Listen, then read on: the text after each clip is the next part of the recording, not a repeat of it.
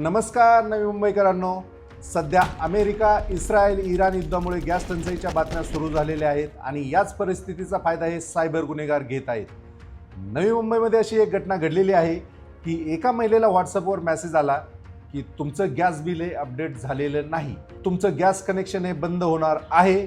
तर तिने दिलेल्या नंबरवर त्यांनी फोन केला तर समोरची व्यक्ती स्वतःला गॅस कंपनीचा अधिकारी असल्याचं सांगत होती. त्यांनी सांगितलं की गॅस कनेक्शन चालू ठेवण्यासाठी तुम्हाला एक OTP येईल आणि तो आम्हाला सांगा. महिलेने OTP सांगितला आणि काही वेळातच तिच्या खात्यातून लाखो रुपये वजा झालेले आहेत. अशा प्रकारच्या अनेक फसवणुकीच्या घटना मुंबई आणि नवी मुंबई परिसरात घडत आहेत.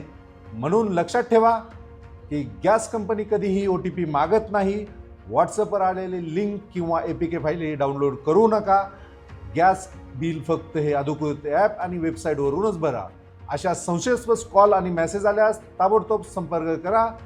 Navi Mumbai police helpline 8828112112. सतर्क रहा, सुरक्षित रहा.